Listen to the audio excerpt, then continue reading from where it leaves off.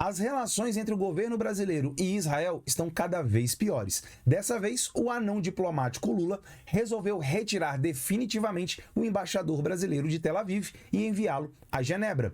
Um rompimento diplomático completo está muito perto de acontecer, o que pode ser muito ruim para o Brasil, principalmente para nossa área de defesa. Além disso, a França começa a enviar os seus militares para o combate da Ucrânia. É o primeiro país membro da OTAN a fazer esse envio de soldados e isso pode ter consequências gravíssimas. Uma escalada no conflito pode estar prestes a acontecer com envolvimento direto da OTAN.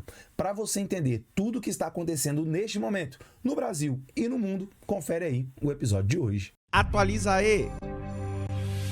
Fala galera, Tobi na área com mais um Atualizei no Ar. E é isso mesmo que você escutou. Parece que Israel e Brasil estão próximos de um rompimento diplomático. Você já imaginou o prejuízo disso para o nosso país? Entenda o seguinte, Brasil e Israel não são grandes aliados econômicos ou comerciais. A nossa balança comercial com Israel ela é muito pequena, enviamos pouquíssima coisa para lá.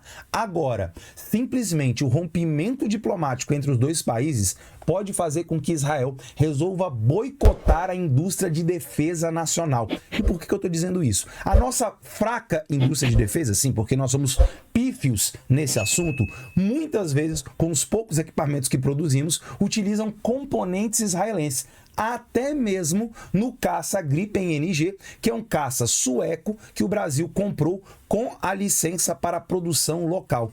Até a produção desse caça pode ser ameaçada caso um rompimento efetivo aconteça. No momento, o Lula não fez esse rompimento definitivo, mas mandou aí um recado forte para Israel, retirando o embaixador lá de Tel Aviv. Se liga aí na reportagem que eu separei para você hoje. Correio Brasiliense é a nossa fonte e diz assim, ó: Lula retira embaixador do Brasil em Israel e o manda para Genebra, na Suíça. Já vou te explicar com mais detalhes as possíveis consequências. O presidente Luiz Inácio Lula da Silva removeu oficialmente nessa quarta-feira, 29/5, o embaixador Frederico Meyer da Embaixada do Brasil em Tel Aviv, Israel. Sim, as embaixadas em Israel ficam em Tel Aviv e não em Jerusalém. A capital oficial é Tel Aviv. Seguindo, o gesto ocorre após crise diplomática entre Lula e o governo de Benjamin Netanyahu. Ou seja, é uma crise diplomática entre o Estado de Israel e o governo Lula, não necessariamente o Estado brasileiro. É claro que quem representa o Estado brasileiro é, infelizmente, esse governo míope, que é o governo do Lula. Seguindo, envolvendo a declaração do presidente brasileiro e suas críticas às ações israelenses na faixa de Gaza. Como eu venho dizendo aqui há meses, criticar a atuação de Israel na faixa de Gaza, em especial agora com a ofensiva em Rafa, isso é completamente possível. Essa crítica pode e deve ser feita. Eu não tenho dúvida que excessos estão sendo cometidos lá na Palestina. Inclusive, nós temos aí denúncias de soldados israelenses causando aí constrangimento, né? Vou usar uma palavra leve por conta do YouTube, mas seria algo bem mais grave do que isso, com relação a prisioneiros palestinos. Isso é um fato. Isso pode e deve ser criticado. Agora, a maneira que o Brasil se coloca, que esse governo míope, sem conhecimento nenhum, esse anão diplomático como Lula é apelidado no cenário internacional, não fui eu que criei esse termo, simplesmente é de não querer que Israel tome as devidas providências devido a um ataque sofrido sem nenhuma justificativa lá no dia 7 de janeiro, 7 de janeiro? 7 de fevereiro, não me lembro agora a data, o mês certinho, que aconteceu exatamente no início do ano, onde mais de 1.000 judeus perderam suas vidas num ataque sem nenhum sentido e ainda levaram mais de 200 reféns. Até agora, o Hamas não entregou os reféns. Tá vendo a gravidade disso? É por isso que Israel continua com a sua medida. Quer acabar com toda a legitimidade israelense nesse conflito na Palestina? É muito simples. Basta o Hamas devolver todos os reféns. Lembrando que Israel acaba de encontrar, né, 3 dias atrás, encontrou, infelizmente, o brasileiro que havia sido feito refém pelo Hamas, infelizmente já sem vida. E eu te pergunto, cadê o apoio do governo brasileiro, do anão diplomático, à família? Ele fez um rápido comentário Mas a família do brasileiro está reclamando que não recebe o devido apoio do Itamaraty, o que é bem diferente quando refugiados palestinos vêm para o Brasil. Aí tem todo aquele show, aí toda aquela... A primeira dama adora aparecer, fica falando um monte de bobagem, e aí simplesmente, quando é, infelizmente, um brasileiro que foi vítima desse ato atroz, aí não. Aí a gente faz uma notinha, a gente fala alguma coisinha, mas não vamos dar destaque a isso, porque afinal essa galera não gosta muito dessa esquerda identitária, essa extrema esquerda brasileira, como é o PT. Então, é muito grave essa situação. E lembrando, tá? Esse embaixador brasileiro, o Frederico Mayer, que acabou de sair de Israel, foi aquele que passou um constrangimento, uma vergonha. Ele vai lembrar isso pro resto da vida. Você lembra aquela bobagem que o Lula falou, comparando o que ocorre na Palestina ao que ocorreu lá na Segunda Guerra Mundial com os judeus? Eu não vou usar o nome aqui, porque aqui a plataforma é muito sensível. Então, o que acontece? Ele levou uma reprimenda oficial, mas não no gabinete do ministro de Relações Exteriores de Israel. Ele foi chamado exatamente ao museu que conta a história dos judeus na Segunda Guerra Mundial. E lá ele levou uma reprimenda oficial, o que é uma vergonha absurda para o embaixador. Ou seja, esse embaixador não deve ter nenhum motivo, né, para gostar, inclusive, do governo Lula, que o fez passar essa vergonha internacional. Sem falar, como eu disse no início do vídeo, das questões de defesa nacional. Os drones, os mísseis, os aviões que o Brasil produz ou compra de outros países têm componentes israelenses. Israel pode boicotar completamente a indústria de defesa nacional ou até mesmo a compra, a importação de equipamento militar. Tá aí a política externa simplesmente de um anão diplomático, de uma pessoa que não tem nenhum conhecimento, que é quase um analfabeto, mas na prática mesmo, né? Imagina do ponto de vista político. Mas aí tem aquela galerinha que gosta de bater palma, tem aqueles professores da área de humanas que acham que é legal ter um presidente semi-analfabeto. É legal, eles batem palma. Não dá para entender, né? Cobra dos alunos e não cobra do presidente. Faz sentido isso? Mande isso aí pro seu professor, pergunta para ele o que ele acha a respeito disso. Bom, seguindo, mudando de assunto, mas claro, antes eu quero saber a sua opinião. O que você acha aí a respeito dessa postura do Lula de retirar o embaixador do Brasil de Tel Aviv? O que você acha que Israel vai fazer com relação a isso? Coloca aqui nos comentários, quero saber a sua opinião.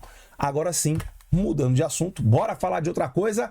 Ucrânia, o bicho tá pegando. Você acha que a situação da Ucrânia arrefeceu porque a mídia tá fazendo uma cobertura muito maior da questão em Israel e na Palestina? Pois é, mas a Ucrânia continua. A chapa lá tá esquentando e é o seguinte, a Europa cada vez mais próxima do conflito, de verdade. A Ucrânia que tá perdendo a ofensiva, né? Hoje a Rússia tem aí a vantagem no processo do conflito, que é muito ruim. A Rússia vem consolidando suas posições lá no leste da Ucrânia e também no sul, mas agora a Europa parece que começa a se movimentar de forma mais efetiva. Membros da OTAN, que são europeus, e aí eu posso destacar dois em especial, a Alemanha e a França, estão se movimentando. E olha só, enviando militares. Calma, ainda não são militares para a linha de frente, para o combate, mas isso está muito perto. Se liga aí, CNN Brasil diz assim, ó: Ucrânia autoriza envio de instrutores militares da França a centro de treinamento. Se liga o que isso é e como isso é importante. Militares franceses, provavelmente experientes em combates na África, lembrando que a França é uma antiga potência colonial, tem ainda territórios ultramarinos na África, tem aqui na América do Sul, a Guiana Francesa, por exemplo, e vive se metendo aí em conflitos, principalmente no território africano, utilizando, por exemplo, a legião estrangeira, que, aliás, tem muitos brasileiros que lá servem. E aí o que vai acontecer? Provavelmente esses militares mais experientes em combate estão sendo enviados para a Ucrânia para fazer o treinamento dos ucranianos, porque provavelmente os militares mais experientes da Ucrânia precisam estar no fronte, no campo de batalha e não na retaguarda treinando o novo pessoal, treinando o civil que está entrando agora nas Forças Armadas. Então eles vão receber essa ajuda da França. Só que tem um problema, galera. Não tenha dúvida que é uma questão estratégica você atacar um campo de treinamento. E a Rússia tem feito isso, principalmente utilizando drones que inclusive nem é mais a Rússia que produz, né? São drones turcos, são drones iranianos, porque a indústria da Rússia está com problemas devido principalmente aos embargos que foram colocados. E aí, o que acontece? Imagina a seguinte situação. Tá havendo um treinamento ucraniano em um campo desses aí com um instrutor francês. Aí há um ataque, seja por míssil, seja por drone, e infelizmente vem aí a óbito um instrutor francês que é um militar. O que a França vai fazer? Não vai ter jeito. A França vai ter que entrar efetivamente no conflito. E aí vai enviar soldados. E aí o bicho vai pegar. Aí a situação para a Rússia piora muito, para a Ucrânia melhora, mas para o mundo como um todo é uma tensão muito maior. Porque lembre, a França, por mais fraca que ela seja do ponto de vista nuclear, se comparado à Rússia, ela é uma potência nuclear. E isso é muito importante. Ou seja, a entrada oficial da França no conflito meio que vai impedir que a Rússia utilize uma arma nuclear tática dentro do território ucraniano. Porque se lá tiverem soldados franceses, isso vai legitimaria a França a fazer o mesmo. E aí nós estamos, né, no fim do mundo, porque aí a França é membro da OTAN, isso encaminharia outros membros da OTAN, principalmente europeus, para o conflito, e tudo ainda depende do que vai acontecer nos Estados Unidos. A eleição dos Estados Unidos em novembro vai dizer muito sobre o caminho que tudo isso vai tomar. Será que Trump vai vencer?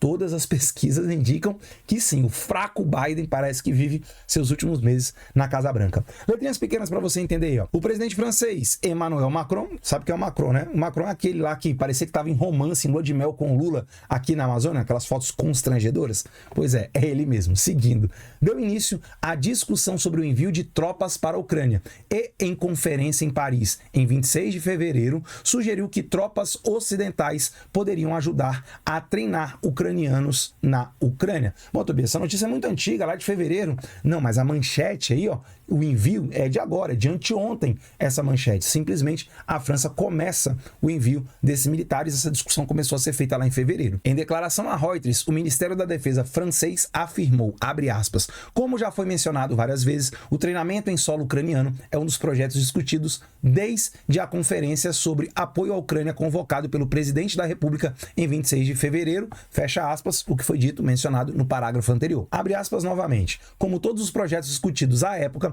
esta via continua sendo objeto de trabalho com os ucranianos, em particular para compreender as suas necessidades exatas, fecha aspas, concluiu. Ou seja, neste momento em que você está assistindo esse vídeo, militares, observadores e treinadores militares americanos, franceses, estão indo nesse momento para a Ucrânia para fazer esse treinamento. E isso sim é muito grave. Não sabemos exatamente o que pode acontecer, mas a simples presença desses militares franceses dentro do território ucraniano pode causar sim uma escalada do conflito, fazer a França entrar oficialmente e a França carregar com ela todos os outros membros da OTAN. Pelo menos os membros europeus, porque não sabemos o que os Estados Unidos faria, principalmente se o presidente dos Estados Unidos vier a ser o Donald Trump, com a possível derrota do Joe Biden nas eleições de novembro. Mas e você? O que você pensa a respeito desse conflito na Ucrânia? Macron, o amante do Lula, tá certo? Tá errado? Ele tá marcando posição e mostrando a importância francesa no continente? O que você acha de tudo isso? A guerra vai escalar? Sim? Não? O que você pensa? Coloca aqui nos comentários, quero saber tudo o que você pensa a respeito disso. E claro, eu vou estar aqui para analisar todos os fatos e te contar as consequências de tudo. Tamo junto? Mas para isso, você vai ter que se inscrever no canal, você vai ter que dar essa força, essa moral, e nós aí a caminho dos 100 mil inscritos. Então eu peço para você clicar no botãozão vermelho ali embaixo, ou então mais fácil ainda, ó, clica aqui, ó, a logo do canal aparecendo aqui, é só clicar, você se inscreve, vem pro lado de cá, badala o sininho das notificações, deixa seu comentário e, claro, a inscrição, que é muito importante. Eu esqueci de falar do like, né? Deixa seu like, não esquece não. E clica aqui. Beijo do Tobi, eu volto amanhã com mais um episódio do Atualiza Aí. Tchau!